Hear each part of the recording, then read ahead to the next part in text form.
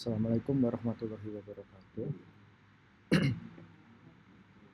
Oke, selamat sore untuk rekan-rekan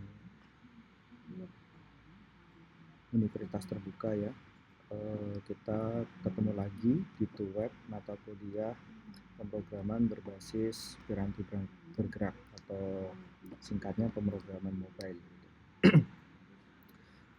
Oke, di sore ini kita akan gunakan kembali pertemuan web ini untuk diskusi terkait beberapa modul praktikum dan juga nanti sampai ke tugasnya gitu ya. Oke, mungkin langsung aja.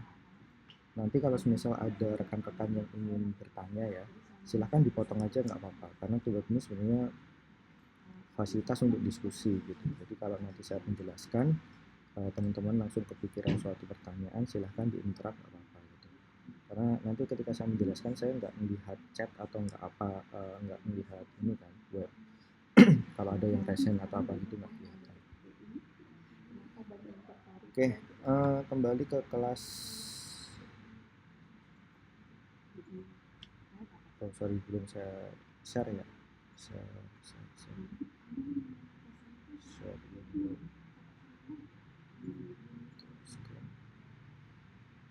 Oke, kembali ke kelas ini, ke kelas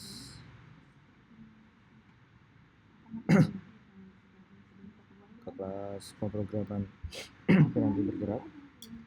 Kita udah masuk ke aktivitas belajar 10.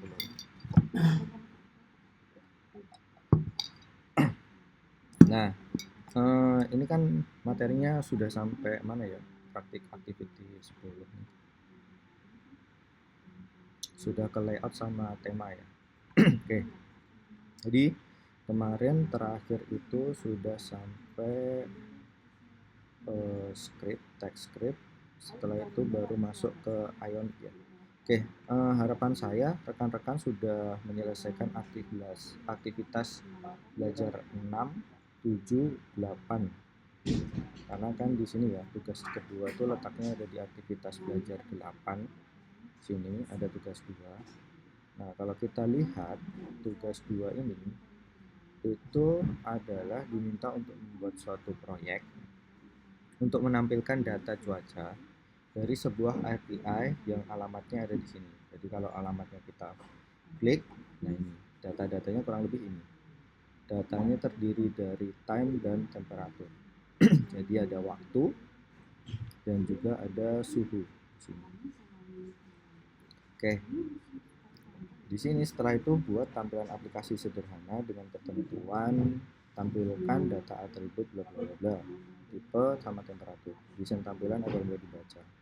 Kemudian pelaporan dengan mengupload source code dan link rekaman. Harapan saya source code ini tuh bentuknya teks ya, bukan gambar, bukan screenshot. Jadi saya mudah untuk memvalidasinya. Kadang kalau screenshot itu resolusinya terlalu kecil, kemudian saya nggak tahu itu teksnya apa gitu. Kemudian nggak bisa saya copy untuk saya running di environment saya gitu. Jadi agak harapannya sih source code-nya dalam bentuk teks. Nah, ini bisa dimasukkan ke dokumen, kemudian disertakan juga link rekamannya di postingan. Nah, dimana di dalamnya ada ini, perkenalan identitas, langkah-langkah praktik, hasil analisanya, kata-kata penutup. Oke, kemudian jika kesulitan menampilkan semua data, cukup menampilkan 10 data pertama. Jadi kurang lebih gambaran tugas kedua ini nanti bikin aplikasi untuk membaca data yang ada di API ini. Nah, tentunya karena ini mata kuliah pemrograman berbasis piranti bergerak atau mobile dan fokusnya adalah ke hybrid programming, maka kita klik lagi ke aktivitas-aktivitas sebelumnya. Nah, kalau dilihat di sini ternyata diperkenalkannya kalian menggunakan Ionic. Jadi nanti pengerjaannya harus menggunakan Ionic, kurang lebih seperti itu.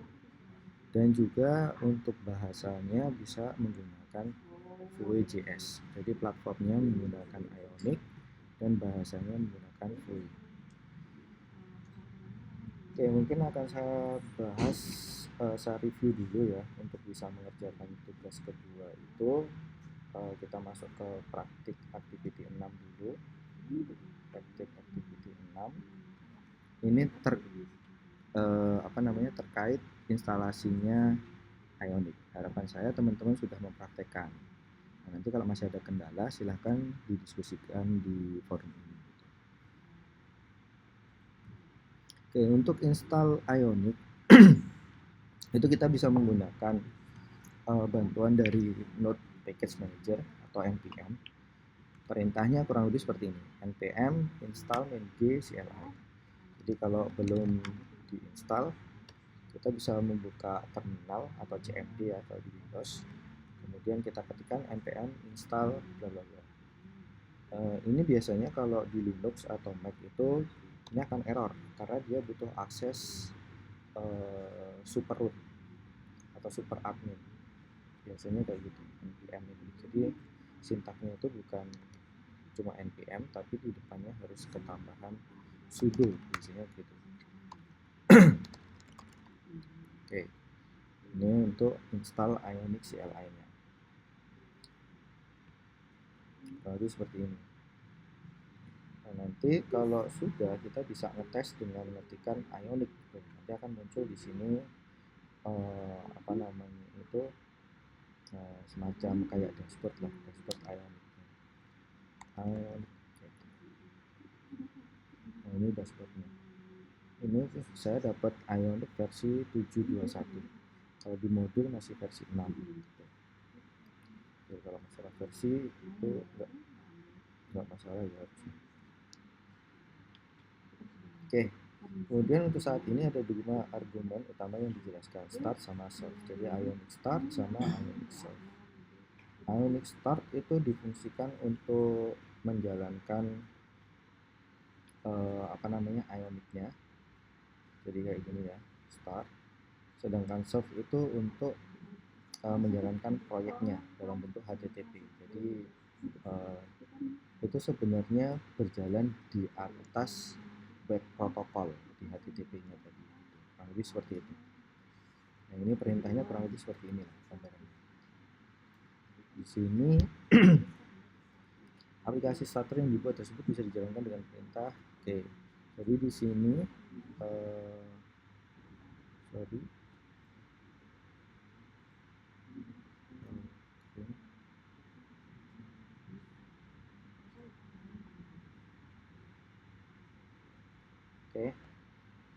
di sini perintahnya adalah Ionic start mask.app tabs type filing. Ini difungsikan untuk membuat aplikasi dengan nama mask.app. Kemudian default template-nya adalah tabs. Karena kalau di Ionic itu ada default template, jumlahnya ada 4 ini. Ada tabs, ada set menu. Set menu itu nanti kurang lebih kayak gini ya.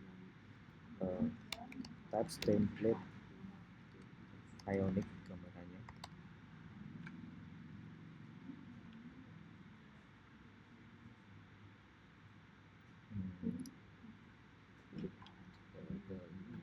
Gambar. Nah, gambarannya kalau yang tab itu kayak gini. Jadi di atasnya itu ada tabulator di atasnya. Sedangkan kalau yang set menu itu ada template set menu. Nah, kalau yang set menu itu kayak gini. Jadi ada kayak semacam menu di samping aplikasinya kayak gini. Nah, lebih seperti itu. Kemudian kalau yang blank itu berarti kosongan. Kalau yang list itu bentuknya kayak baris. Yang list itu bentuknya kayak baris. Nah, baris list. Itu adalah template default untuk membuat proyek Ionic. Nah, setelah start Maska Apps, nah ini tipenya VW, berarti dia menggunakan pemrograman VJS, kurang lebih seperti itu. Setelah itu kita bisa pindah ke aplikasinya, ke direktori aplikasinya yang sudah dibuat tadi. Setelah itu baru di Ionic Soft. Ionic Soft itu artinya menjalankan aplikasinya. Nah, nanti aplikasinya secara default bisa diakses di halaman ini. Jadi itu sebenarnya ini hybrid programming. Artinya itu dia bisa dijalankan di mobile dan di-compile menjadi aplikasi mobile, tapi sebenarnya dia berjalan di atas web page. Kurang lebih seperti itu. Berjalan di atas di web server. Nah, nanti hasilnya kurang lebih kayak gini. Nah, ini kalau tab ya. Jadi ada tabulator. Kemudian instalasi dan konfigurasi Visual Studio. Ini kalau mau ngoding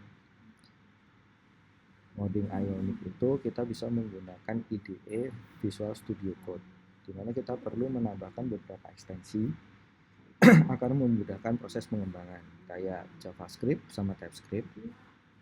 Ini ada Slint, ini sebagai linter ya, menjalankan proses untuk mengatasi berbagai kemungkinan masalah. Jadi kayak deteksi adanya error itu menggunakan Slint. Kemudian npm itu agar kita bisa menjalankan npm di dalam VS Code. Kemudian Vue itu bisa install Vector, Vue Code dan sebagainya. Nah, ini bisa kalian tambahkan di sini. Jadi kalau buka Visual Studio Code, ini kan defaultnya kosong kayak gini ya. Di sini ada tab extension. Nah, tinggal dicari aja di sini. Misalnya ya Vector kayak gitu. Ini kan ada. Nah, jadi seperti itu. Nah, ini beberapa yang perlu diinstal. Sebenarnya sesuai kebutuhan ya. Kalau sekiranya butuh diinstal, kalau enggak ya enggak gitu aja. Maksudnya itu kalau masih belum butuh ya enggak perlu diinstal. Oke, setelah itu ini beberapa tools dan software untuk Ionic. Ada starter untuk aplikasi Apache Cordova. Ini starter tuh ada di sini ya. Bisa dibuka starternya. Tadi ya, npm install bla bla bla itu starternya. Dan seterusnya. Ada Apache Cordova ini untuk akses API, kapasitor untuk fungsionalitas, airflow dan sebagainya. Nah, itu kurang lebih proses untuk instalasi dasar dari Ionic. Oke, setelah aktivitas belajar 6, kita masuk ke aktivitas belajar 7. Nah, di sini kalian diminta untuk membuat praktik Ionic berbasis Vue. Kita cek.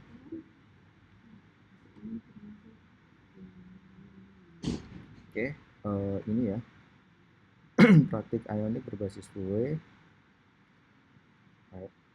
Mungkin ini nanti nggak saya praktekkan ya, tidak saya praktekkan biar menghemat waktu saja sih. Nanti saya praktekkan yang pas bagian tugasnya aja. Oke. Jadi di sini tadi ya Ionic Start itu untuk membuat project. Jadi Ionic Start ini nama projectnya. Kemudian template yang mau dipakai tadi pilihannya ada 4. Ada tabs, ada side menu, ada list sama blank.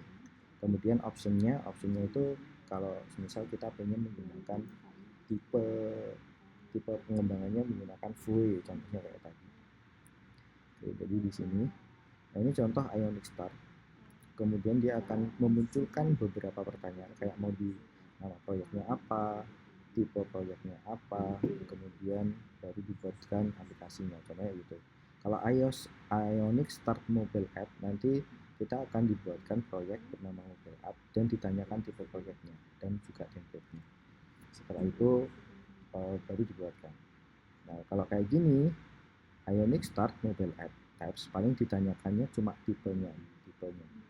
Tapi kalau mau lengkap ya kita ketikkan semuanya. Ionic Start nama aplikasinya atau nama proyeknya, kemudian template-nya dan tipenya, tipe framework-nya. Kurang lebih seperti itu.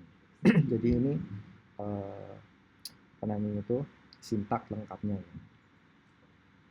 Ini ada beberapa lagi contohnya. Setelah itu menjalankan aplikasinya itu kita bisa menggunakan ini Ionic Lab Server. Setelah itu kita bisa jalankan menggunakan Ionic Soft. Setelah itu bisa masuk ke sini, nanti tinggal diklik. Nah, ini cara simulasi Android dan iOS di browser. Jadi misal kita sudah jalan, Ionic Surf ini lab, kemudian kita bisa akses ke localhost-nya dan di sini kita bisa lihat hasilnya. Oh, kurang lebih kayak gini gitu. Ini yang Ionic Lab itu kalau nggak salah udah saya install. Saya install aja.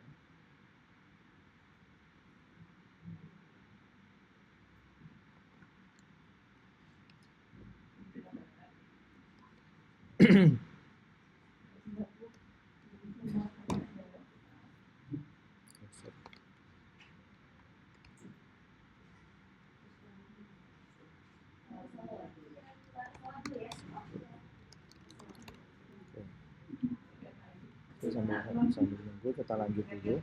Jadi nanti di sini ketika dijalankan akan ada dua environment lab sama environment lokal. Nah ini portnya beda.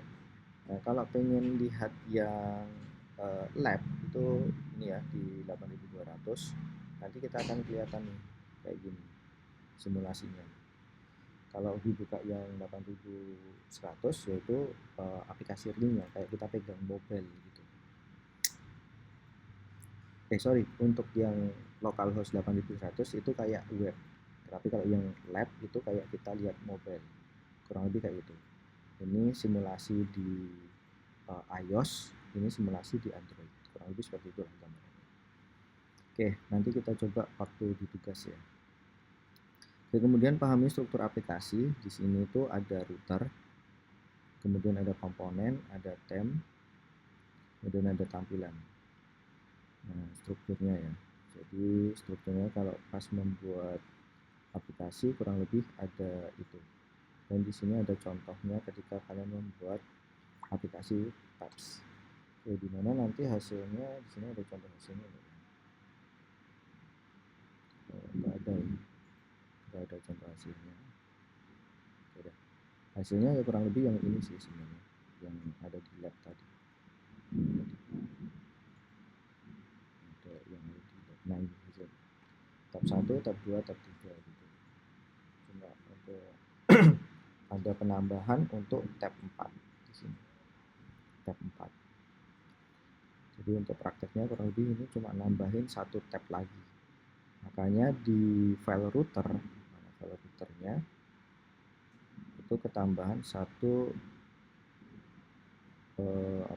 redirect. Nah ini ketambahan ini tab 4 ngarahnya ke tab 4.full, kurang lebih seperti itu gambarannya. Setelah itu praktik general halaman dengan CLI, ini kita abaikan. Kemudian praktik penanganan error. Ini kalau misal ada error kita bisa cek di sini ya menggunakan VUE config error handler. Pemrograman bisa menggunakan VUE config error handler. Konfigurasi ini berarti global. Bisa juga disebut error handler di dalam komponen. Nanti kalau misal ada error, dia akan menampilkan semacam dialog box. Kurang lebih kayak gitu. Error, untuk keperluan penanganan error, lakukan modifikasi di main.ts ketambahan ini. app config error handler bla bla bla. Tinggal nambahin ini aja. Itu kalau pengen menyalakan fitur error. Untuk error handler ya. Nah, ini kemudian diminta untuk bikin button, itu simulasinya tadi ya. Kurang lebih seperti itu. Kemudian praktik mengatur halaman awal aplikasi. Ini tuh untuk ngeset main view-nya.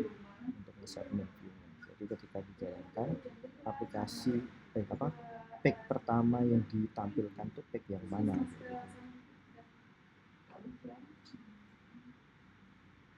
Yang lebih seperti ini.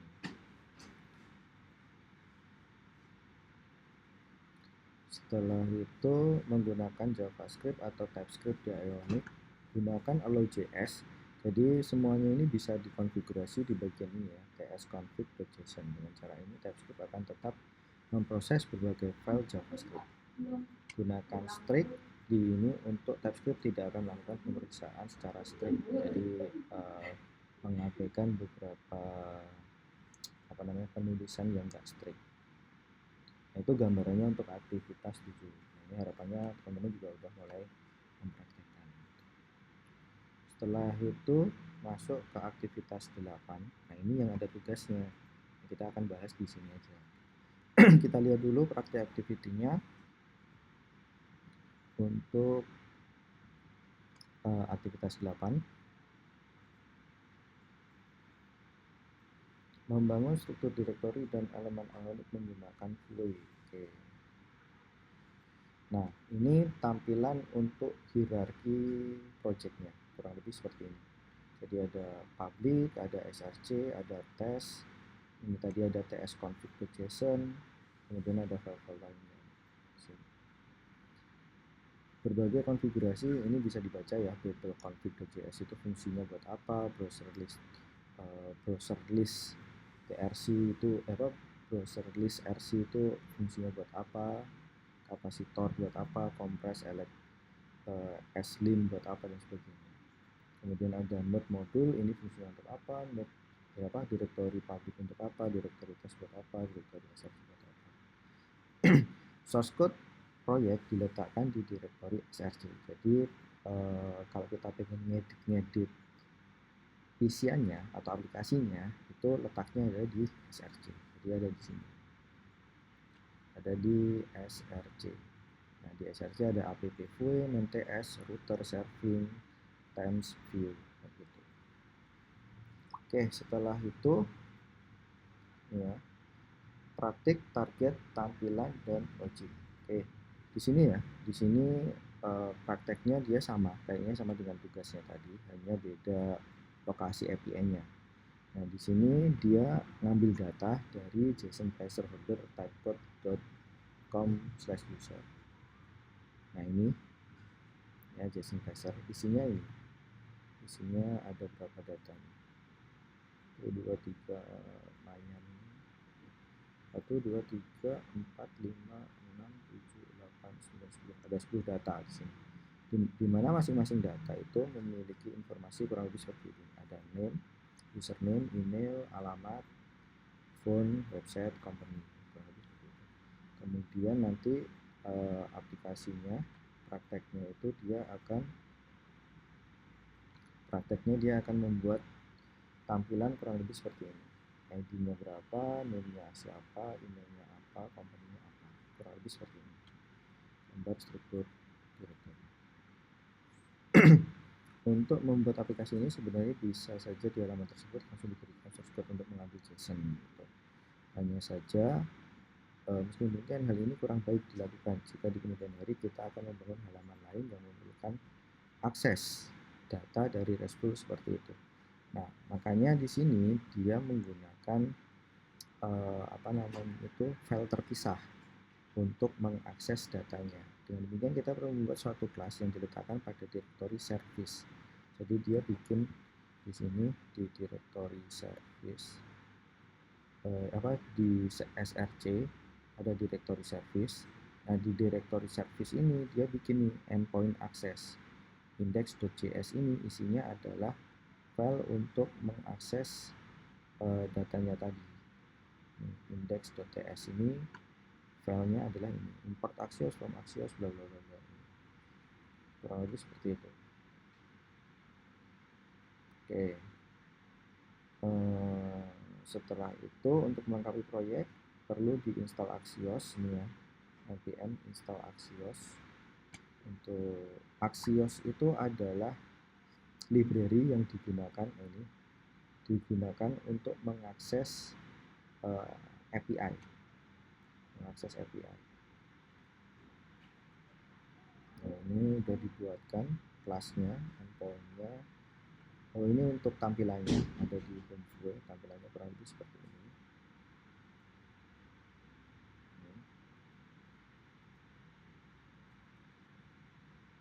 Dan komponen-komponennya ada di ini. Penjelasan bagian. Nah, ini penjelasan. Dan footer navigasi. Ini ada home, cuma home aja sih. Oke. Nah, kita bisa menggunakan panduan ini untuk mengerjakan tugasnya tadi. Oke, kita coba saja ya. Kita coba saja buat targetnya adalah ini, diminta untuk membuat source code, nanti dikasih end service. Oke, kita mulai aja. Jadi misal sebenarnya saya sudah bikin sih sebenarnya, tapi nggak apa-apa, saya demonstrasikan lagi. Kita mulai dari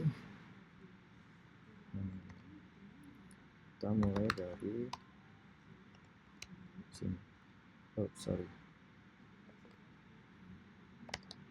this meta. Ini bisa saya perbesar nggak ya? Bentar. Reference.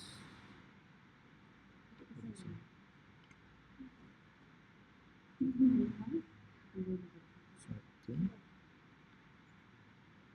Fontnya saya besarkan sedikit.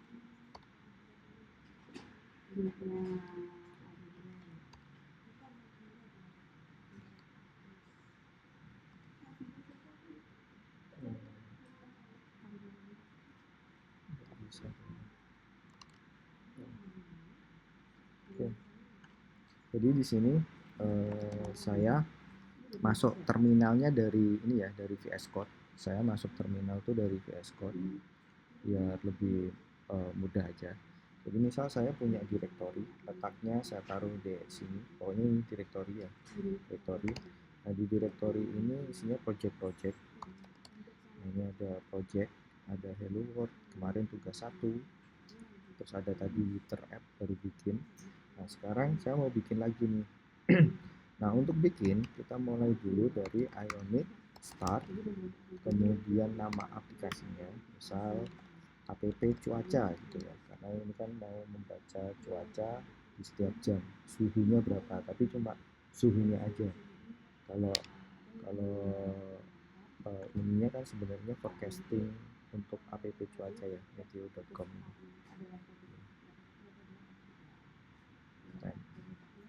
Jadi cuma informasi suhu sama temperatur atau suhu waktu sama suhunya aja. Anggaplah ini cuaca gitu. Jadi saya bikin Ionic start app cuaca. Setelah itu kita buat sesuai yang ada di ini, aktivitas tindakan dari mana. Nah di sini dia kelihatan nggak ya? Ini itu tahu-tahu udah jadi soalnya. Ini itu ya tahu-tahu udah jadi. Jadi ya kita Ionic start, kemudian template-nya apa? Misal blank, kemudian tipenya adalah Vue. Contohnya kayak gini. Jadi kita kembali lagi untuk mengerjakan mengerjakan tugas, sintaknya kurang lebih seperti itu tadi.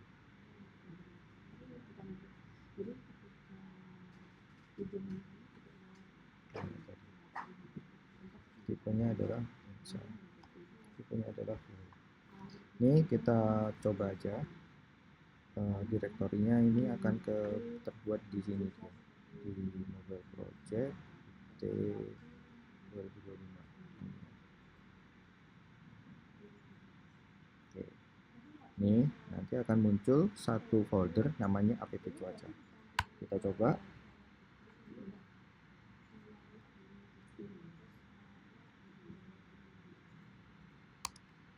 Ini udah terbuat ya foldernya, cuma masih proses building, jadi ditunggu aja. Oops, errornya enable recording history. Oh ini karena harus menggunakan sudo, karena saya nggak pakai sudo soalnya, nggak pakai supersu, jadi harus pakai sudo. Yes, override.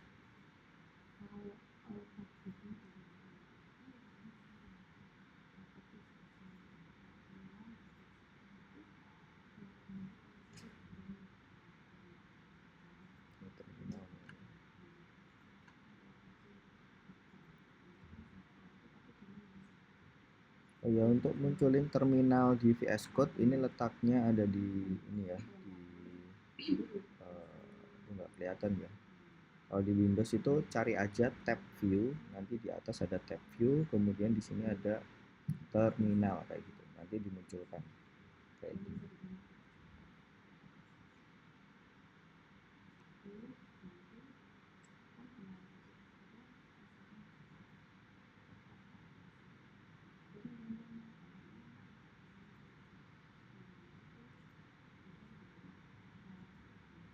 Ini masih proses install komponen ya, kayak install kapasitor.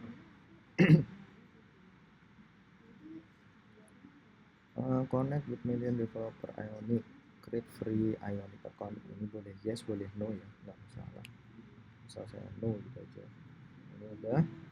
Setelah selesai, nah kita lihat ini tadi ada foldernya. Ini saya tarik gini aja untuk memasukkan folder ke workspace saya. Nah, ini ada app cuaca. Nah, inilah kerangka kerjanya, kerangka kerja dari aplikasinya. Ini udah selesai. Sekarang kita bisa lakukan modifikasi sesuai dengan kebutuhan. Nah, ini tadi diminta untuk gambaran hasilnya, diminta untuk directory service saat akan mengambil data dari suatu endpoint. Kita bisa definisikan SRC service endpoint. Oke. Di sini ada SRC. Nah, di sini belum ada ya folder service. Kita buat aja kalau belum ada itu. Kita create new folder, nah, services. Kemudian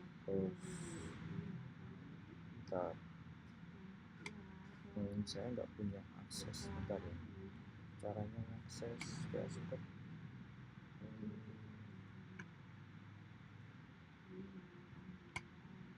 User mode itu gimana? User mode VS Code.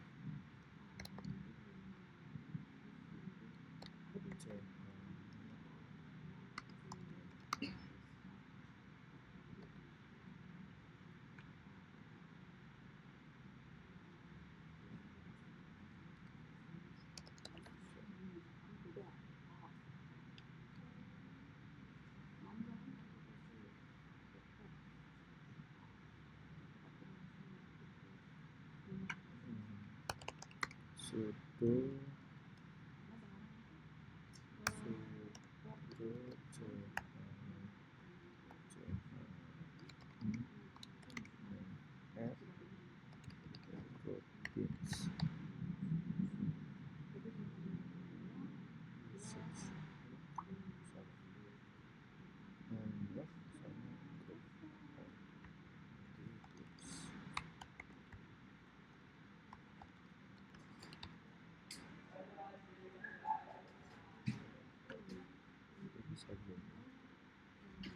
services.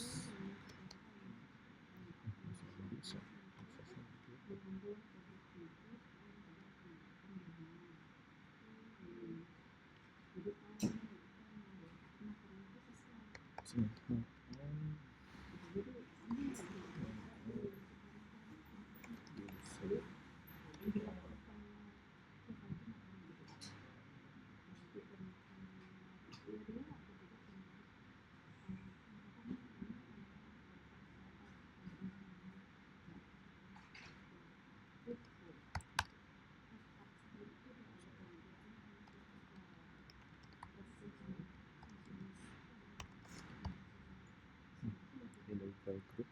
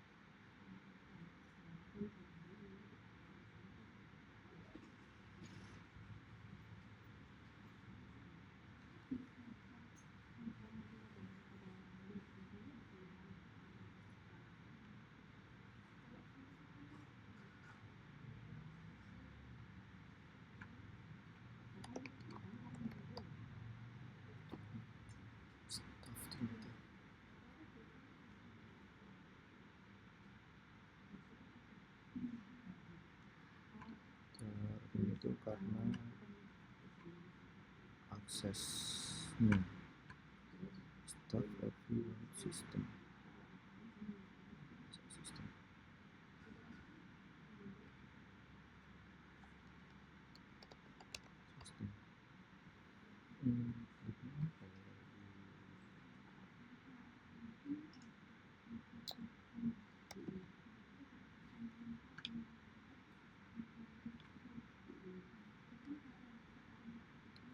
Ini visual studio.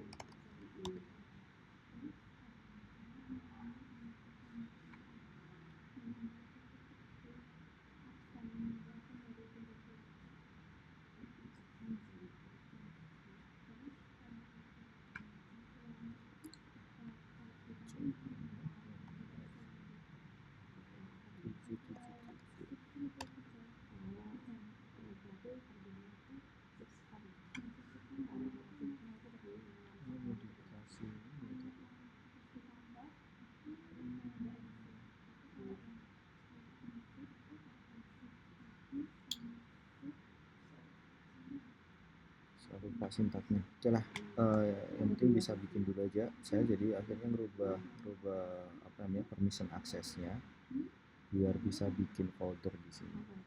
Saya ubah ke 77. Harusnya itu kita inputkan ke user groupnya.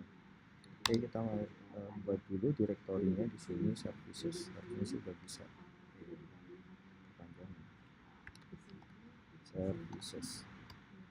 Oh, masih ada.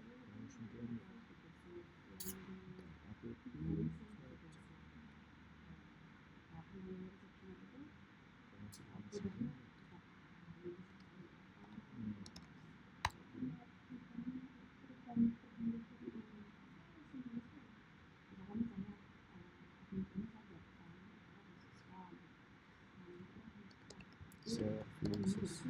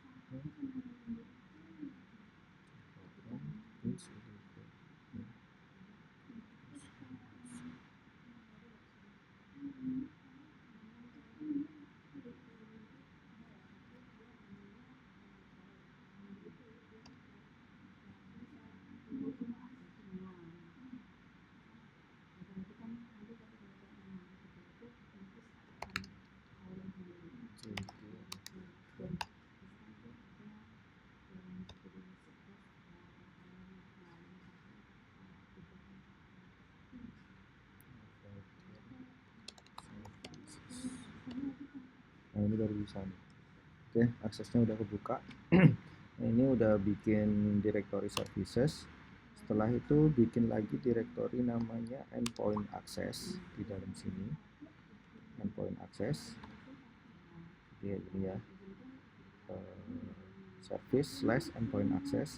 Baru di sini bikin file, nama filenya adalah index.ts, index.ts. Kayak gini. Nah, isinya index.ts ini adalah ini. Kita copy aja, kita copy endpoint access,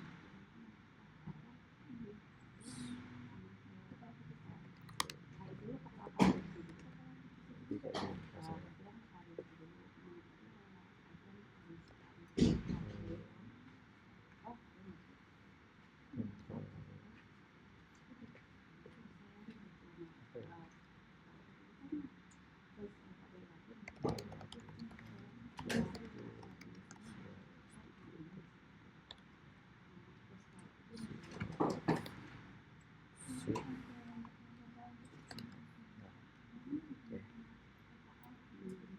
Ini import Axios from Axios, kemudian URL-nya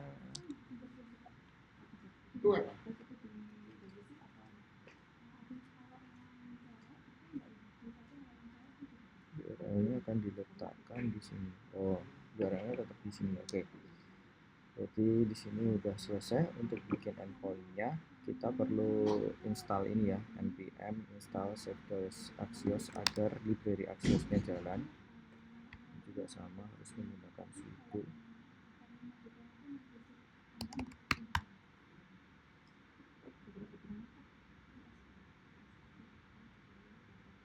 Oke, sudah selesai untuk install Axios-nya. Terus kita setelah itu pada halaman homefree. Nah, kalau di sini homefree ya. Nah, kalau di versi baru itu namanya adalah homepage.vue. Ini nggak masalah sih, cuma perbedaan versi frameworknya aja. Tapi isinya kurang lebih bisa sama. Template, ion page, header, transparent, true, ya blank kayak gini. Oke, misalnya titelnya saya ganti tadi ya, aplikasi cuaca, contohnya aplikasi cuaca. Kemudian untuk yang lain-lainnya kita kopas saja kontennya dari sini. Kontennya dari sini kita kopas ini ya, sampai konten kita kopas saja. Kita kopas, kemudian kepotong, kita kopas juga.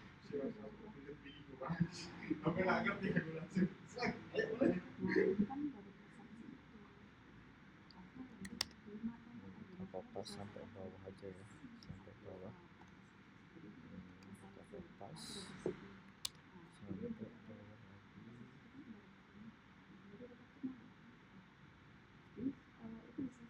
Ini adalah stylenya. Ini adalah stylenya. Kita rapikan dulu. Formatnya tidak cocok.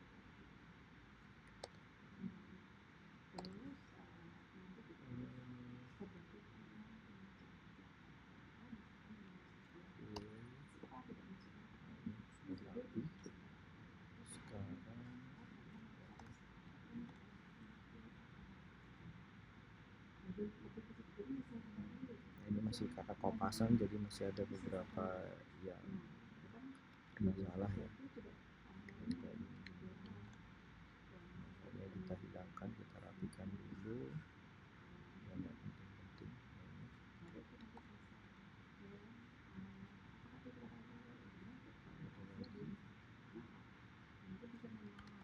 Komen-komentarnya kita hapus saja.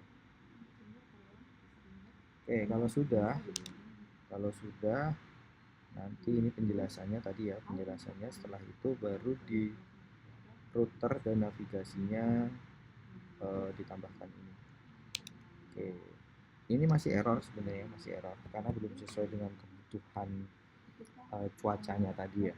Karena di cuaca itu cuma ada dua, ada waktu sama temperatur. Nah di sini kita karena masih ngikut template-nya yang tadi, akhirnya di sini namanya masih daftar user, kemudian kolom-kolomnya masih ID, name, email, company. Nah ini kita sesuaikan nanti. Nah, kita betulin dulu yang di router dulu aja, src di router. Nah ini src router, index.ts nya router. Ini sudah sesuai. Kemudian kita tambahkan ini. Oh sudah sesuai. Oke, berarti tidak ada perubahan ya. Ini sudah sesuai. Jadi ini cuma menjelaskan aja. Oke, kita balik ke codingan untuk homepage-nya, kita sesuaikan dengan kebutuhan tugasnya. Di tugas ini dijelaskan bahwa ngambil API dari sini, ngambil bagian hourly unit, time sama temperatur, kurang lebih seperti itu. Nah, yang diambil adalah dua itu. Oke. Jadi di sini misal tutup saja mau dalam bentuk kolom atau list ya kurang lebih kayak gini aja. Misal kita ini adalah daftar cuaca gitu aja, daftar cuaca. Nah ini masih ada yang merah-merah kayak gini nih, biasanya itu dia nggak support, jadi harus diketik ulang, jadinya kayak gitu. Jadi efeknya kalau kita apa namanya itu kopas-kopas ya kurang lebih kayak gini jadinya, selalu akan ada yang kurang cocok. Ini harus agak penting karena ayam bawang. Oke.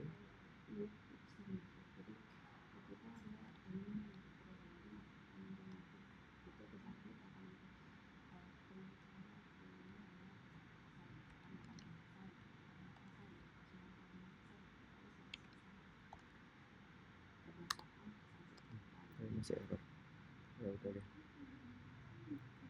Kemudian nanti akan muncul button namanya ambil data. Setelah itu untuk ini, untuk fieldnya mungkin kita ganti aja jadi nomor, atau karena nggak ada nomornya tadi nggak perlu, berarti di sini adalah waktu sama suhu, waktu sama suhu. Oke, setelah itu untuk datanya itu dia ngakses dari sini ya, ngakses dari sini. Ini kita ganti dulu alamatnya ke sini, alamatnya kita pindahin, terus dulu kita pindahin ke sini.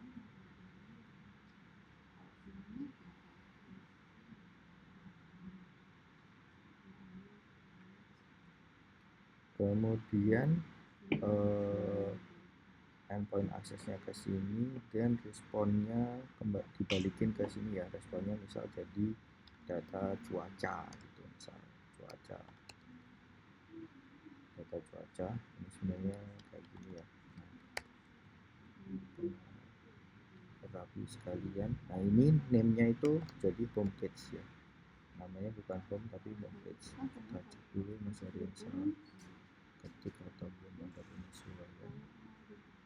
Oke, homepage data cuaca. Nah ini data cuaca di apa namanya diinisiasikan di sini, jadi ini kita ganti juga jadi data cuaca. Setelah itu komponen biarkan, ini style biarkan kita ngikut. Oke, setelah itu nah di sini dia lakukan perulangan. Ini masih stop. Dia lakukan perulangan berdasarkan data user. Nah ini makanya kita ganti data cuaca. Nah data cuaca ini dia ubah parameter per itemnya itu menjadi user. Nah ini kita ganti aja misal cuaca atau data, itu juga bisa. Nah ini barulah untuk key-nya di sini itu dia ada ini enggak ya, ada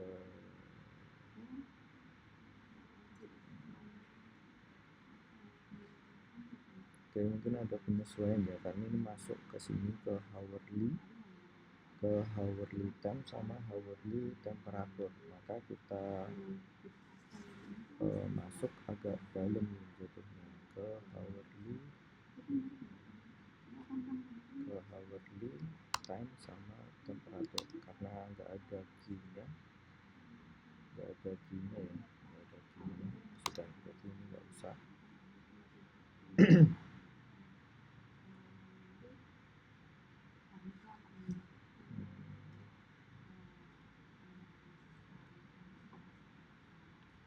Kita ubah kayak gini aja, for cuaca in data. Berarti untuk cuaca ini kita butuh 2 item, cuaca sama indeks, karena kita butuh indeks. Nah, indeksnya itu kita key-nya kita ganti indeks kayak gini. Kita ganti indeks cuaca, kita ganti indeks, kemudian ID kita nggak butuh, kita cuma butuh 2 aja. Nah, untuk waktu cuaca dot ke record, berarti nggak ke record di sini, mestinya respon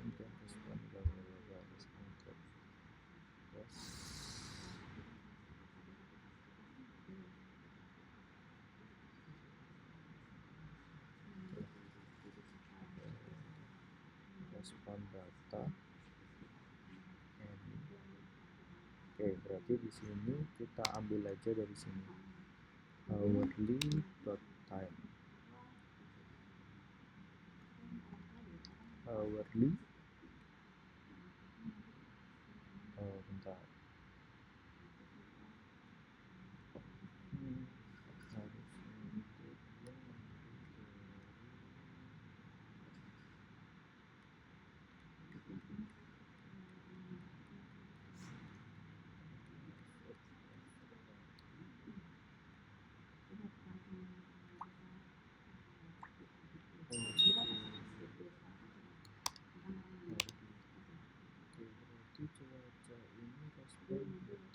oh gini, berarti ini diambil dari respon data dot hourly kayak gini.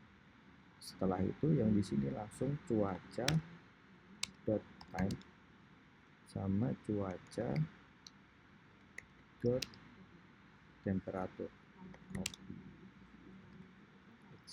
kayak gini.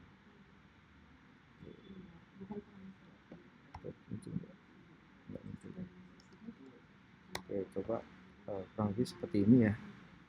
Sekarang untuk menjalankannya kita perlu Ionic Soft. Jadi kita pastikan sudah masuk ke directory project, kemudian kita jalankan Ionic Soft. Nah, ini kita langsung kebuka di localhost 8, ini masih ada invalid ya, di 8100 ada di VUE line 12, jadi errornya ada di line 12. Nah, ini masih ada error. Oh, ini loh, ini tuh gara-gara kopas. Nah, ada strip harusnya, ini gara-gara kopas tadi. Ini kayaknya juga error.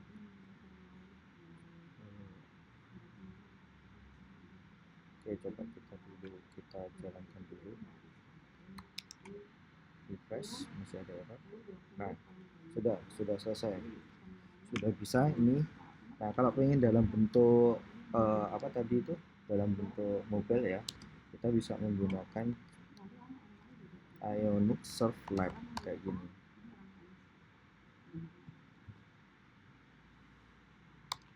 Kemudian kok baru satu doang ya Surf Labnya. Tadi di Ionic Surf Lab tadi itu di topik ke aktivitas belajar 7 ya kalau nggak salah. Saya kayaknya salah ini.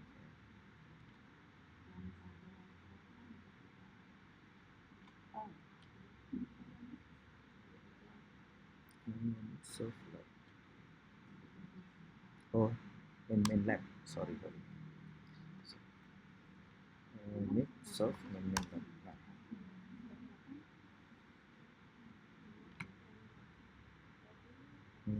sama aja ya. Yang dua berarti saya kayaknya gagal install ini tadi. Saya gagal install untuk labnya.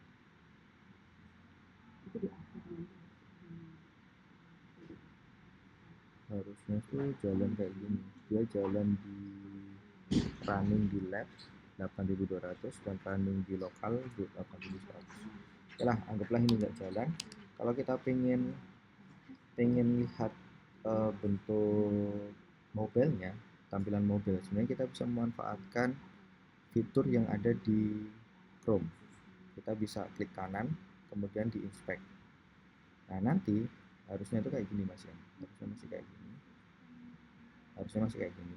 Nah, di bagian sini itu ada icon kayak laptop sama ponsel. Nah, ini untuk memindahkan untuk nge-switch tampilan. Nah, ini kalau kita klik, kita bisa milih bentuk tampilannya di sini, dimensinya. Ini contohnya ada iPhone SE, XR dan sebagainya. Nah, ini adalah fiturnya Chrome. Nah, ini saya ambil contoh iPhone 12 Pro contohnya gitu. Nah, bentuknya kayak gini. Nah, kalau udah ini agak digeser gini aja. Nah, ini adalah fitur untuk apa ya sebutannya itu developer mode untuknya Chrome. Nah, ini hasilnya tadi. Setelah itu kita coba ambil data. Ini diklik. Kayaknya masih ada errornya ya. Coba network casting, datanya sebenarnya nyampe, cuma belum berhasil ditampilkan. Nah, ini datanya sebenarnya berhasil diambil, cuma belum berhasil ditampilkan. Nah, itu kayaknya di bagian sini, sininya belum berhasil. Bentar ya.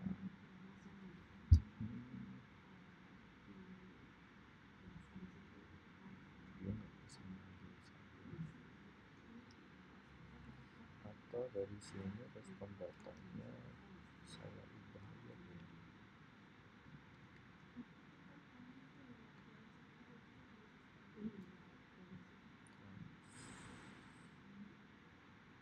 Respon data hourly dan respon data cuaca.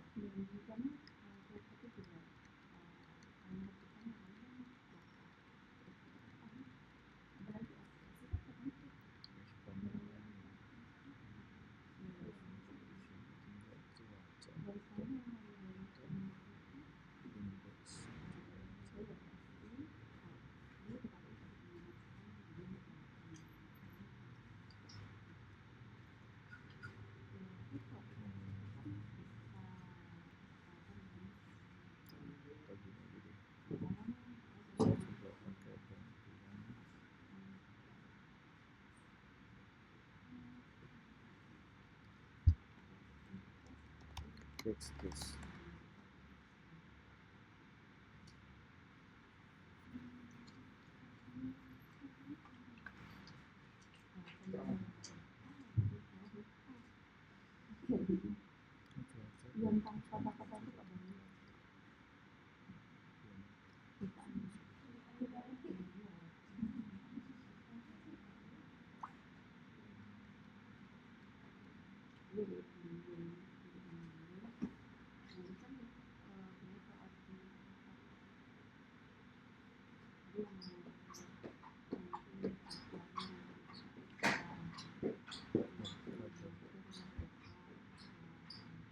Nah, ini ketika pakai ini ya, pakai apa namanya itu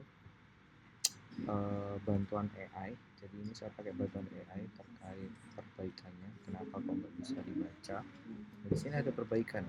Jadi perbaikan proses pengambilan data. Ternyata di sini itu perlu diolah dulu. Jadi respon datanya itu karena di sini yang diambil bukan di hierarki pertama kayak gini ya. Karena dia masuk dulu ke Hourly, kemudian ada di sini. Nah, datanya itu ini. Maka di sini dia perlu membuat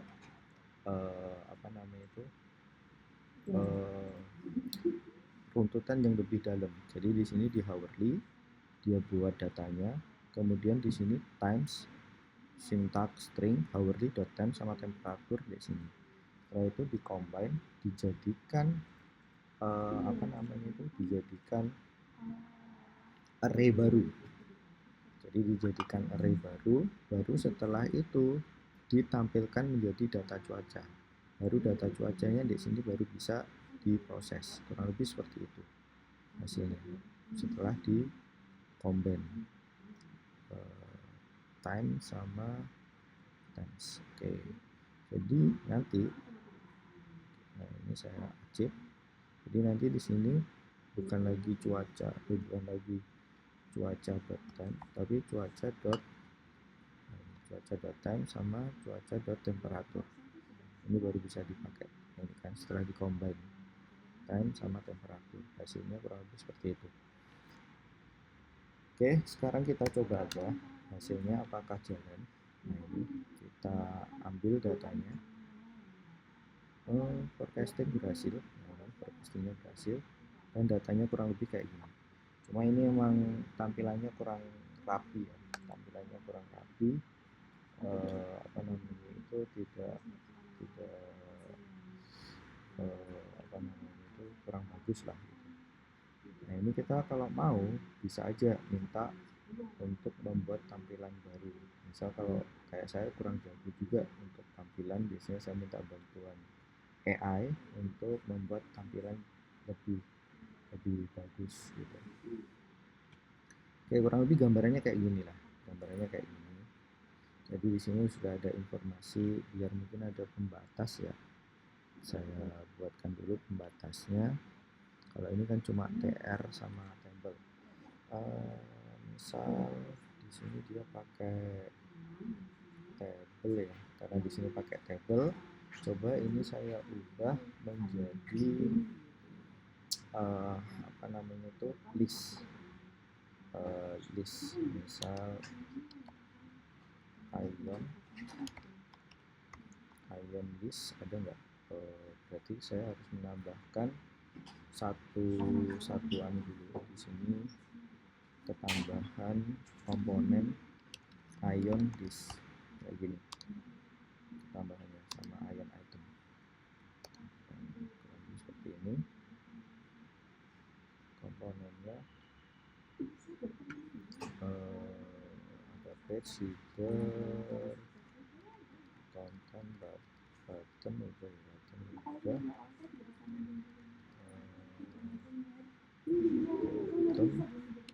ion label sama ion text.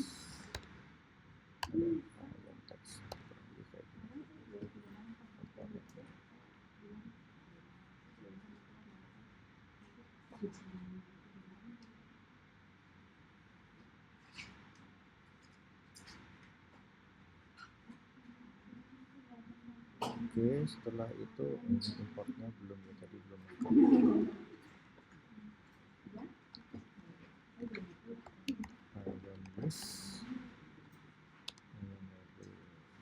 Ya, setelah selesai ion button ini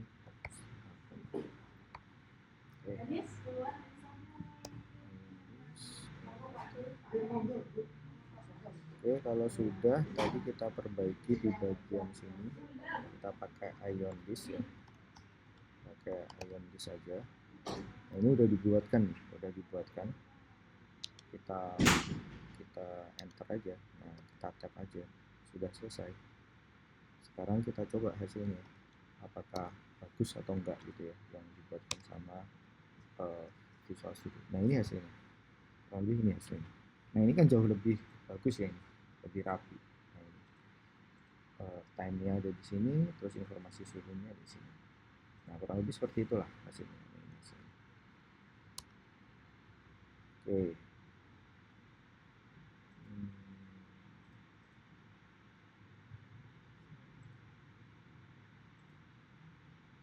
Ya, kurang lebih ini hasilnya. Nah sampai sini kira-kira mungkin ada rekan-rekan yang mau bertanya terkait bahasan web dan cara pengerjaan tugasnya tadi, silahkan. Boleh. ini udah lumayan banyak ya, sudah ada 4 orang. Silakan jika mau bertanya terkait bahasan tugas ataupun tadi materi-materi di praktikum sebelumnya yang saya lompat-lompatin ya, biar tidak memakan waktu soalnya.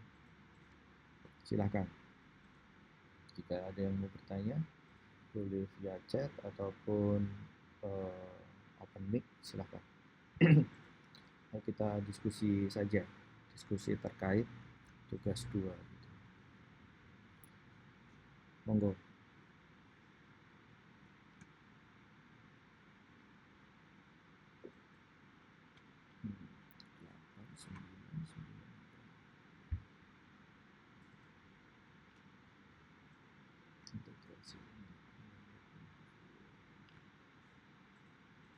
Oke, silakan rekan-rekan yang ingin bertanya boleh open mic atau di chat ya, silakan. Tak usah malu-malu.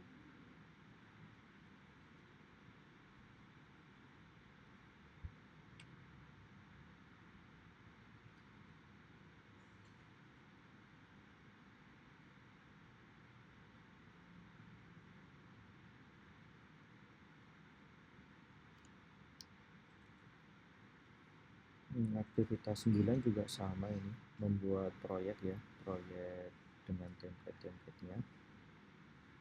Ini proyek blank, kemudian ini proyek text, ini proyek set menu, tentunya dengan modifikasi. Di sini ada modifikasi, tinggal ngikutin aja sini, sama proyek list. Oke, itu untuk praktik 9. Kemudian 10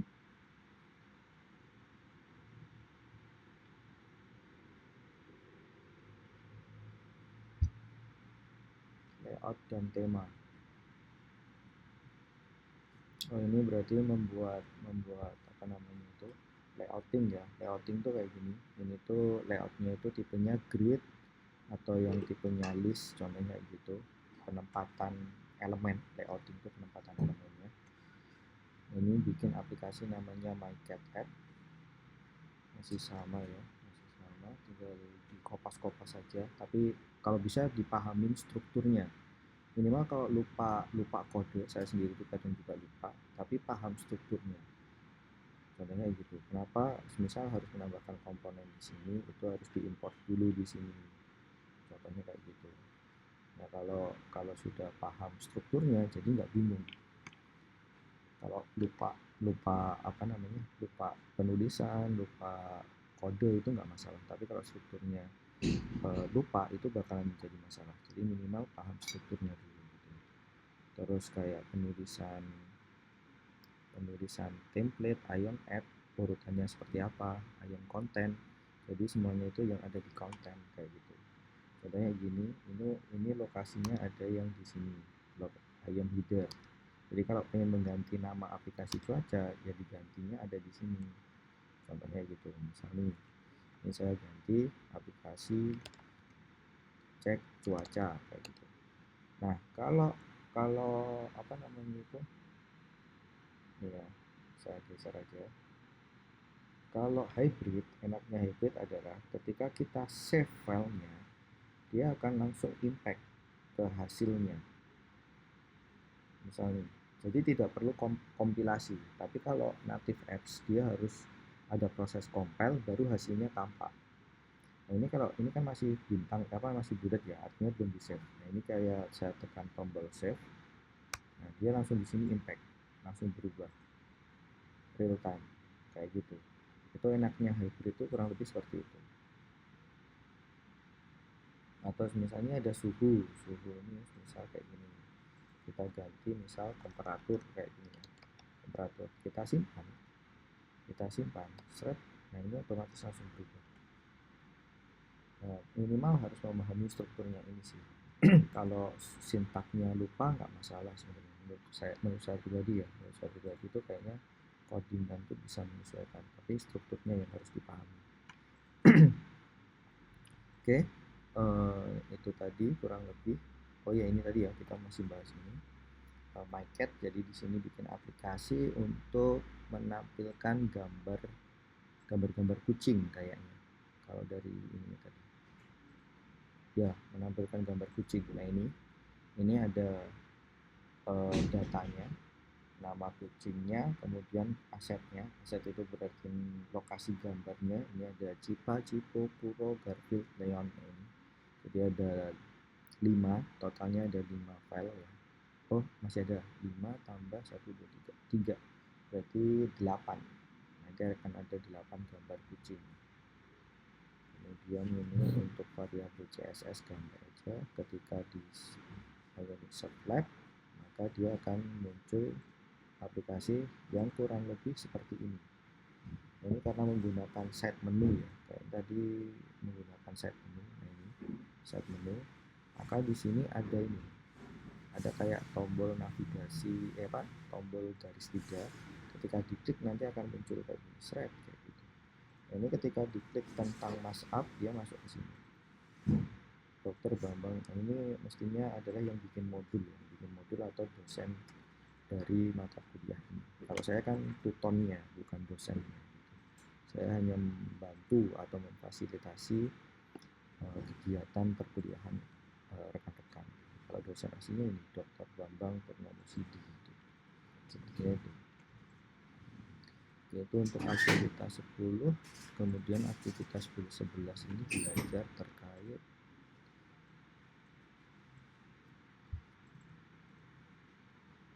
komponen antarmuka. Oke, ini masih UI ya, user interface atau antarmuka itu tadi. Ini belajar tentang masih sambungan dari Maska app tadi. Jadi bikin aplikasi adopsi kucing kayaknya. Jadi sini ada nama kucingnya, kemudian ada gambarnya, kemudian ketambahan tombol adopsi. Yaitu tujuan aplikasi ini bernama Maska. Setelah itu ada tentang, jika memilih menu akan menampilkan informasi tentang, kalau gambar dapat dilihat di internet menggunakan gambar-gambar ini. Oke. Nah ini tentangnya jadi berubah kayak gini. Yang tadinya cuma ada informasi nama Dokter Bambang, kemudian dirubah. Setelah itu penyesuaian ke buttonnya, kayak kita ke buttonnya. Nah ini, jadi di item dia ada selected index, kemudian diarahkan ke sini, detail, arahnya ke selected index, rootnya kemana nih rootnya ke rootnya diarahin ke tentang bukan root tab-nya diarahin ke router. Ini main TS, nah routernya diarahkan ke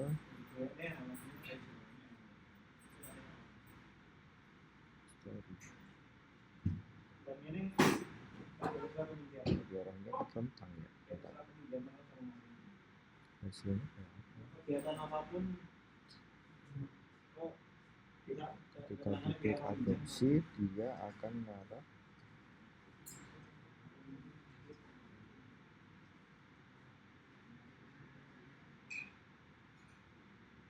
ini klik adopsi dia akan mengarah ke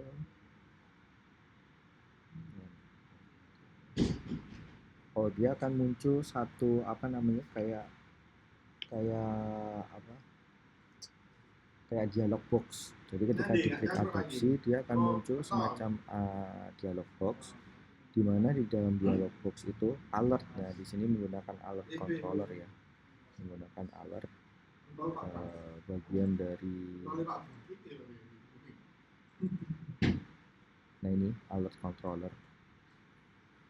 controller, kemudian nanti dia akan munculin semacam alert dengan pesan Anda akan mengadopsi nama dari kucing yang dipilih tadi. Kalau tadi yang dipilih Cipa, berarti munculnya Anda akan mengadopsi Cipa. Kemudian akan muncul button batal dan OK. Jadi ada 2 button. settle sama oke. Nanti ketika dipilih adopsi, dia akan ngarah ke saat pemakaian memilih adopsi, maka akan ditanyakan konfirmasi. Jawaban konfirmasi akan muncul di konsol. Oh, hanya muncul di konsol aja. Jadi kayak gini. Adopsi muncul konfirmasi, kemudian ketika di oke, dia akan proses adopsi gitu. Proses adopsi tadi. Jadi gambarannya untuk yang activity 11 kurang lebih seperti itu gambarannya. Ini rekan-rekan kalau mau bikin ya silahkan di kopas-kopas saja. Ini kalau saya demonstrasikan kayaknya makan waktu gitu. Oke, mungkin itu kira sekiranya yang bisa saya sampaikan. Silahkan rekan-rekan jika ada yang mau bertanya, tak perlu sunat-sunat. Oh ya, silahkan. Ya, kedengaran, silahkan Saudara Sahrul.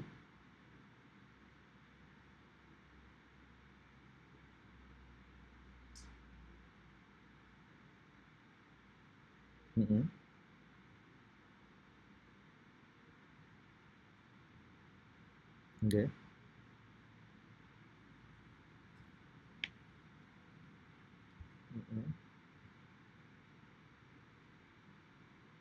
Ya, untuk IDE-nya menggunakan Visual Code, Visual Studio Code.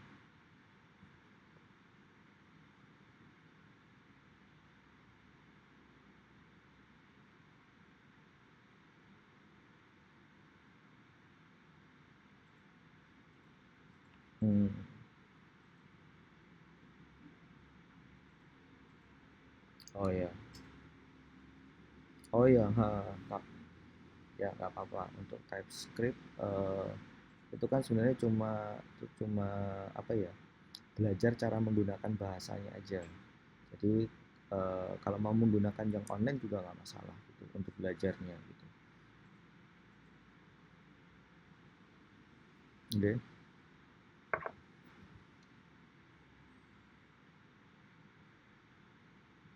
Iya.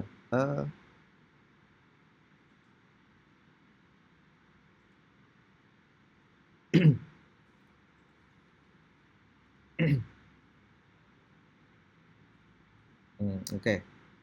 Oke, siap. Untuk karena kita belajarnya kalau dari modul yang dikasih UT itu kita belajar hybrid ya. Hybrid itu artinya kita sekali jalan, sekali melakukan codingan, hasilnya itu bisa support ke multiple platform. Nah, platform di sini itu bisa platform ke Android, bisa platform ke iOS atau ke web. Jadi setidaknya bisa support platform itu. Jadi kita cuma sekali coding nih, tapi bisa dipakai di Android bisa, di iOS bisa, di web juga bisa gitu. Beda dengan kita native. Kalau native misal menggunakan Kotlin, Android Studio itu untuk IDE-nya, dia hanya bisa menjalankan di Android aja gitu. Itu native, artinya itu pemrograman yang menggunakan bahasa aslinya itu native. Uh, Begitu juga dengan ketika kita ingin mengembangkan iOS, kita butuh apa namanya itu natifnya juga. Natifnya dia itu menggunakan Swift, bahasa pemrogramannya menggunakan Swift, IDE-nya menggunakan Xcode. Nah, dari keluh kesahnya developer-developer itu akhirnya tercetuslah ide bagaimana kita sekali coding bisa langsung dijalankan di dua platform atau lebih kayak gitu, multiple platform itu tadi. Makanya muncul banyak bahasa hybrid programming namanya. Salah satunya itu platformnya, bukan platform, sorry, frameworknya itu adalah Ionic. Jadi kalau saya sedikit mengembangkan diskusi, hybrid programming itu hybrid programming hybrid programming hybrid programming framework gitu ya, itu banyak jenisnya. Nah ini kalau di sini ada nih 7 best framework, 9 top segala macamnya. Nah ini contohnya itu kayak gini, ada React Native, ada Flutter, ada Ionic, ada Xamarin. Nah itu adalah framework. Framework itu kayak sesuatu yang sudah jadi, kita tinggal memodifikasi aja. Jadi tidak benar-benar bikin dari nol gitu.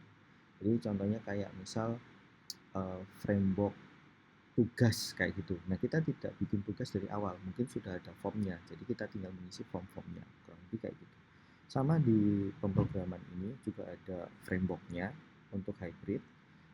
Beberapa contohnya ini tadi, React Native, Flutter, Ionic. Nah, ini bahasa pemrogramannya beda-beda. Kalau Flutter itu bahasanya namanya Dart, ini Dart language. Nah, kita belajarnya itu pakai yang Ionic. Ini jauh lebih mudah karena dia support untuk bahasa pemrogramannya ini base JavaScript, contohnya kayak Angular. Nah, kalau kita ini tadi pakainya Vue. Vue itu bagian dari varian JavaScript. JavaScript itu banyak soalnya. JavaScript itu ini JavaScript varian. JavaScript varian. Jadi kalau sebenarnya kalau belajar bahasa pemrograman itu kita tidak perlu banyak menghafal bahasanya ya. Kita hanya perlu memahami strukturnya. Jadi nanti kalau kita berubah bahasanya, misal dari contohnya kita menggunakan Ionic. Ionic itu bisa support Angular JS, Angular JavaScript, dan Vue.js. Dan dia juga support React JS juga. Nah, daripada kita mempelajari ketiga jenis bahasa ini tadi, kita pahami aja strukturnya. Nah, ini strukturnya karena menggunakan JavaScript, jadi rata-rata sama, kurang lebih sama. Jadi kita ketika belajar bahasa pemrograman, kita jangan mempelajari atau menghafalkan sintak-sintaknya, itu malah akan repot. Kita pelajarin aja strukturnya, kurang lebih kayak gitu. Sorry, ini JavaScript apa ya, types, bukan, jenis-jenis bahasa JavaScript kayak gini. Nah, ini contohnya 15 lebih framework yang menggunakan JavaScript. Jangan yang ini aja. Nah, ini JavaScript. Nah, ini dia contohnya kayak React, Angular, kemudian ada Vue, ada Ember, ada Next.js, banyak banget. Nah, ini contohnya ada Node.js juga. Jadi itu variannya banyak untuk JavaScript. Ada React.js, Vue.js, Angular, Ember, Node, Svelte, React, Next, Backbone, banyak. Nah, kita kalau mempelajari JavaScript sebanyak ini pasti bingung gitu. Yang kita pelajarin adalah strukturnya, jangan bahasanya gitu. Jadi kalau rekan-rekan tertarik untuk belajar hybrid programming, pelajarin strukturnya aja. Nah, kenapa kok mirip kayak web? Karena memang rata-rata untuk hybrid framework itu dia berjalan, kita ke ini ya, ke Ionic, ini Ionic framework. Karena rata-rata hybrid framework hybrid itu dia berjalan di atas apa istilahnya, web engine-nya, jalan di atas web engine, kurang lebih seperti itu. Setelah itu nanti ketika di compile menjadi aplikasi Android ataupun iOS, dia itu kayak di kapsul gitu, kayak dimasukkan semacam kapsul, terus bisa dijalankan di Android dan dijalankan di iOS. Kalau mau dijalankan di Android, maka enkapsulasinya itu dalam bentuk .apk. Kalau di iOS itu dalam bentuk .ipa namanya. Jadi kurang lebih seperti itu. Jadi ini dia itu memang berjalannya itu di atas di atasnya web. Mana ya? Nah, ini dia ya, ada Vue, ada Angular supportnya, ada React. Jadi supportnya tergantung teman-teman lebih suka menggunakan style bahasa yang kurang lebih seperti itu. Nggak ada ininya ya, nggak ada keterangannya. Tapi kurang lebih seperti itu. Ionic Framework itu dia jalan di atas web. Begitu pula dengan hybrid yang lainnya. Kayak React itu juga dia jalan di atas web. Dart, Flutter juga di atas web kayak gitu. Makanya buat teman-teman yang mungkin sudah terbiasa dengan pemrograman web, ketika belajar hybrid programming itu akan lebih mudah karena basicnya tetap ke JavaScript dan juga HTML untuk view-nya. Makanya ini tadi kan sebenarnya mirip-mirip HTML ya, sintaknya ini kan mirip-mirip HTML, cuma nama tagnya aja yang beda, kayak ada ion content gitu. Tapi kalau di dalamnya kan mirip ini, ada div, ada p, ada h2, h1 dan sebagainya. Itu mirip-mirip templatingnya mirip dengan HTML. Kemudian untuk codingannya itu mirip dengan JavaScript. Codingannya ini JavaScript. Kurang lebih seperti itu. Begitu nggih, Pak Saudara Sahrul.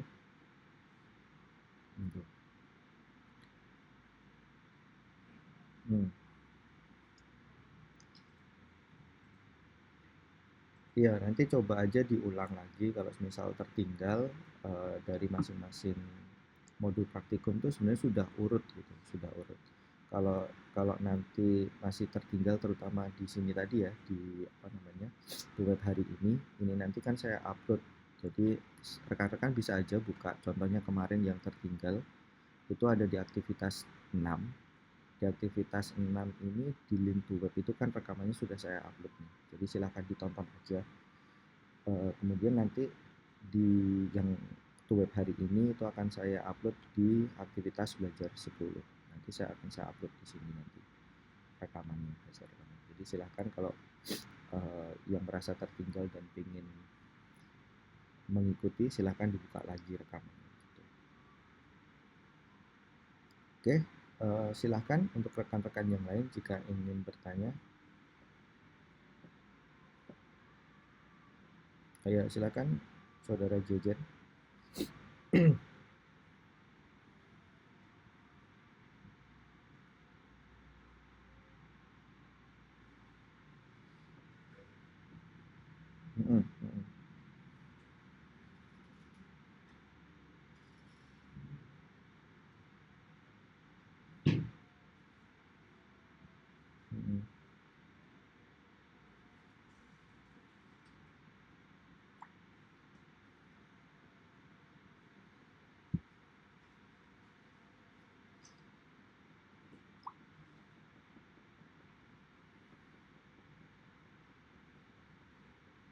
Oke. Kalau untuk publish-nya nanti akan tetap disesuaikan dengan tujuan platformnya. Jadi kalau untuk ini kenapa kita bisa buka di web, ini tuh kayak semacam masih proses debugging, masih proses pengembangan, masih proses develop. Jadi masih bisa dibuka dari web gitu. Karena itu kenapa tadi contohnya kayak gini ya, ini kan kelihatan bentuknya. Tapi kan aslinya kalau dibuka tanpa developer option yang kayak gini, kayak web full full apa namanya itu full wide gitu. Tapi kalau kita pengen lihat nanti kalau misal dijalankan di iPhone tuh kayak apa ya? Nah ini kan kita bisa set. Oh di iPhone tuh kurang lebih kayak gini tampilannya. Nanti di Android misal Android itu pakai Samsung nih, misal Samsung Galaxy S20 Ultra. Nah ini kan sedikit lebih panjang. Atau misal untuk yang versi Fold nih Galaxy Z Fold, nah ini kan lebih panjang lagi.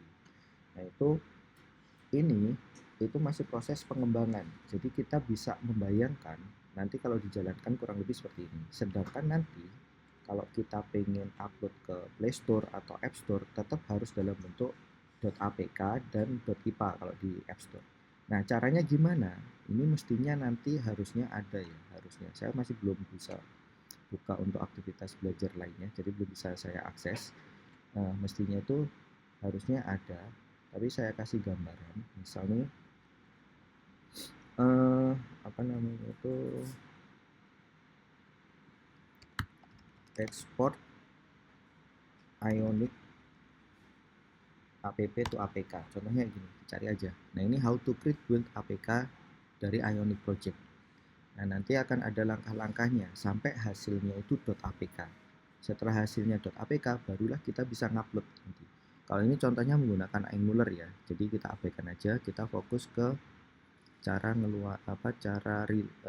ininya. Nah ini ngebuildnya. Ini contoh cara ngebuildnya. Nah, ini Ionic Cordova build Android. Sintaknya kurang lebih kayak gini. Nanti setelah itu dia akan otomatis dia. Kalau ini kan error ya. Ini tuh ada orang nanya lah ini. Ini ada orang nanya kenapa error, kemudian ini ada yang jawab kurang lebih. Untuk Android untuk Ioniq 5 dia caranya kurang lebih segini. Nah, ini kita lihat aja dokumentasinya. Nah, ini dokumentasi lama nih kayaknya. Kok nggak bisa, jelek banget nih. Oke, coba Ioniq Box Android deployment.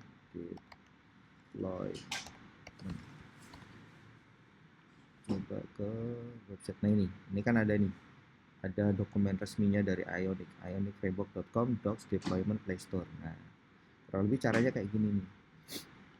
Untuk ngebuildnya pakai npx kayak gini ya, menggunakan npx cap open Android. Nah, ini setelah itu untuk signing APK, signing itu berarti kayak menandai mengenerate lah. Nah, ini setelah itu nanti kita bisa nih ngupdate di sini create new release bla bla bla bla. Ini kan untuk mendapatkan signing key-nya. Setelah dapat signing key-nya, setelah itu baru bisa kita upload. Oh, ini cara ininya ding. Kalau cara build-nya yang mana ya? Cara build bentar. Ini cara deploy-nya. Nah, build.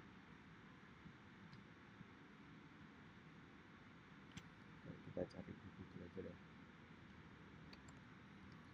Build Ioniq app to APK. Ini mah dari AI. Nah, ini caranya ini Ioniq build prod npx cap Android. Nah, ini sama ya kayak yang di sini tadi.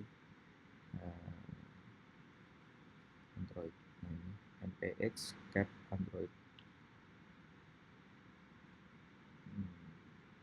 Itu kurang lebih seperti itu.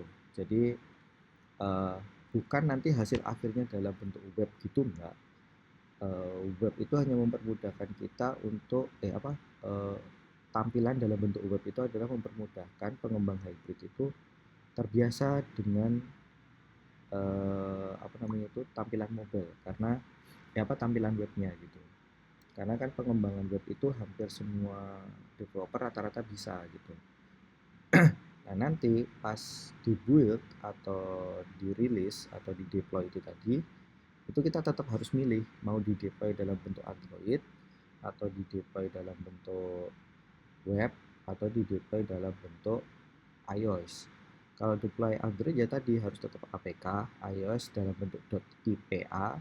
Kalau web kita harus istilahnya itu deploy ke server gitu, biar bisa dijalankan di server web kayak gitu.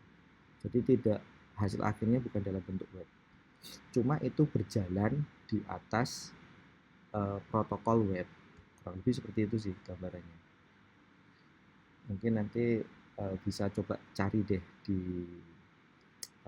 YouTube penjelasan terkait arsitekturnya gitu. Mungkin akan lebih detail gitu gambarannya. Gitu nggih, Saudara Jejen. Kalau masih mau bertanya silakan. Kalau mau di follow up dari penjelasan saya tadi, silakan. Oke. Ya, sama-sama. Oke, untuk rekan yang lain silakan jika ingin bertanya.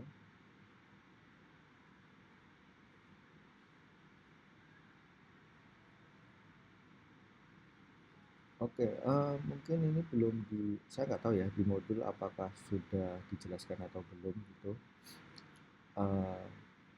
Ada plus minusnya menggunakan pemrograman hybrid itu, sebenarnya ada plus minusnya. Salah satu kelebihannya yaitu tadi kita tidak perlu kerja dua kali.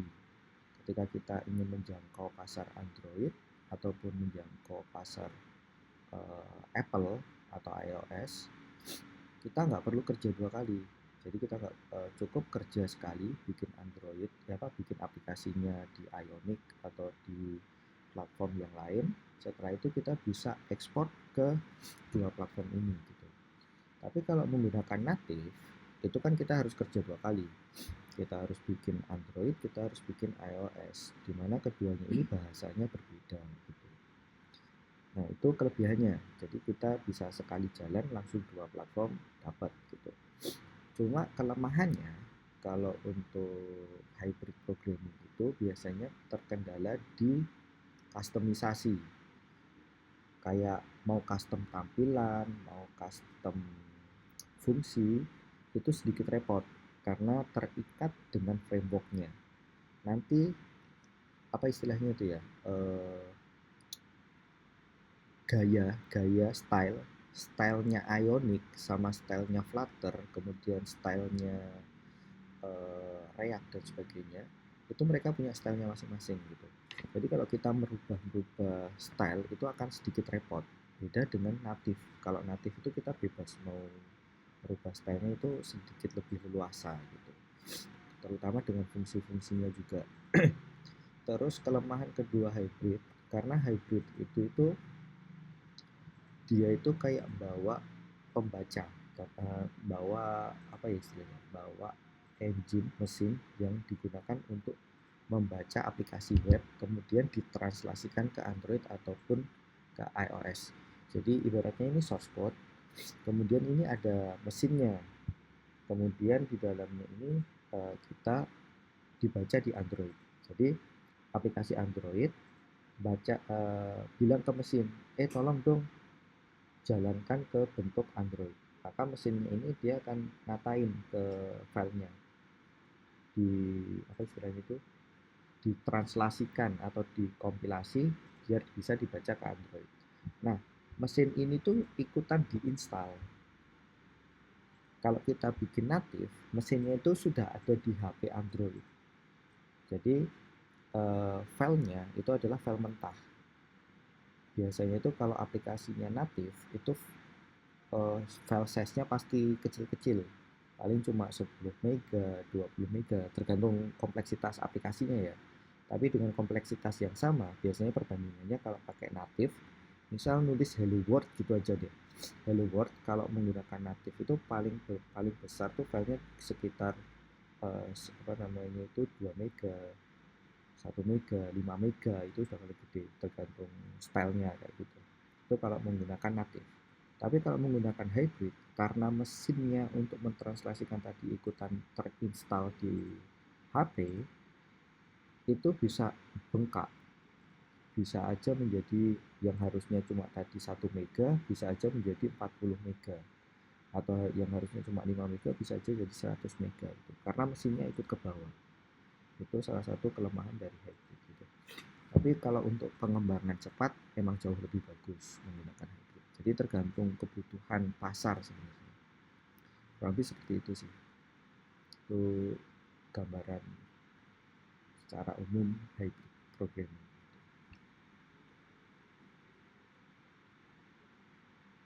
Oke, silakan juga. Oh ya, iya silakan, silakan.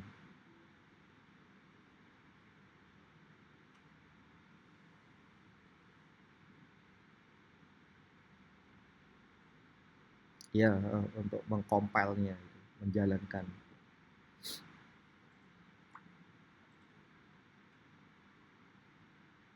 Putus ya?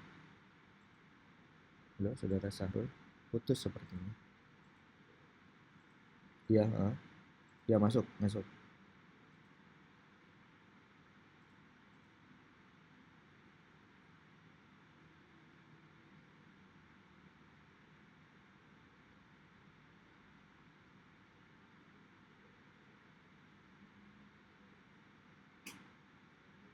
Oh, oke, oke.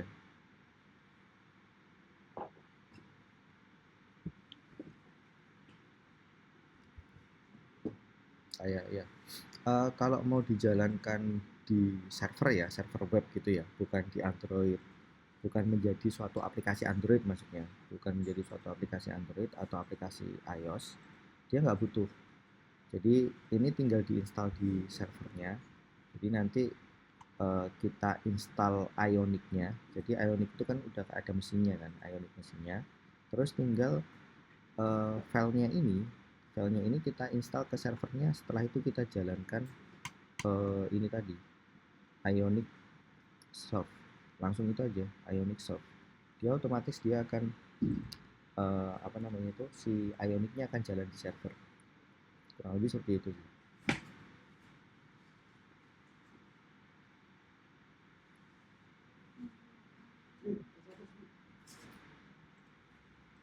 Oh iya. Hmm, hmm,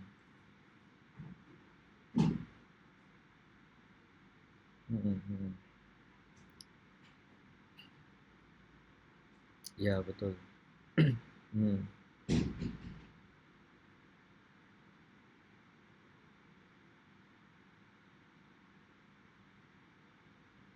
hmm, hmm, hmm, hmm.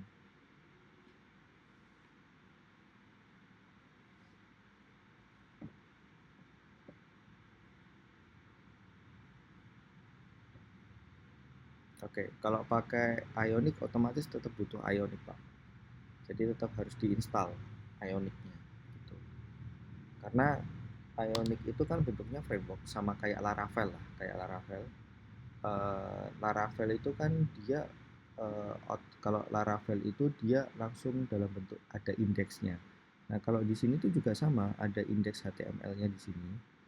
Ini ya, ada indeks HTML-nya di sini. Ini bisa langsung diakses, cuma untuk fungsi-fungsinya ada beberapa yang tidak bisa jalan. Contohnya karena ini tadi, contohnya kayak di mana tadi? Di appvue, sorry, appvue, di homepage. Nah, ini kan kayak ada ini, import ion content, ion header, ion page. Nah, ini dia butuh ionicnya. Jadi dia tidak bisa apa namanya, tidak secara default sudah ada di web server kayak Apache atau apa namanya, web server engine-nya Apache atau Minx kayak gitu sudah ada, belum ada. Jadi ini mau nggak mau tetap harus diinstal dulu Ionic-nya di server gitu.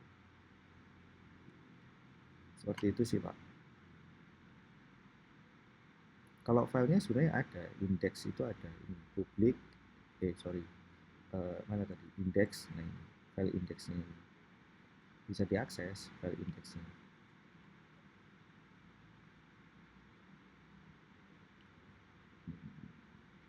Mana tadi? Nah ini kan localhost home. Ini kalau localhost 8100. Nah ini kan di awal, ini sebenarnya kalau dicek itu ngarahnya ke ini dulu. Tuh, kok belum sih? Localhost diakses kayak gini. Nah ini dia itu ngarah ke indeks dulu sebenarnya. Indeks, nah ini kan title Ionic app. Nah ini title Ionic app.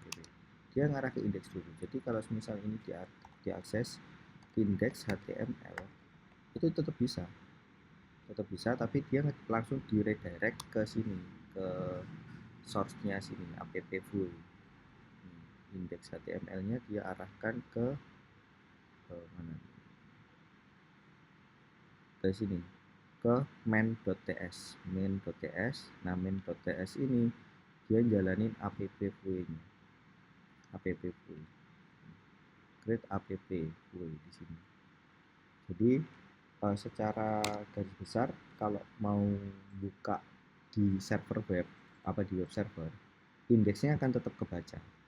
Tapi untuk fungsi-fungsi tertentu yang menggunakan Ionic, contohnya ini tadi di homepage, ini kan ada, dia harus import ion content, ion header, ion page, title toolbar, kemudian sintaksnya di sini dipakai ion toolbar. Nah ini yang nggak bisa, karena ini bukan sintak web apa namanya, web biasa, bukan sintak Apache gitu. Seperti itu sih Pak. Hmm. Oke. Oke, mungkin ada lagi.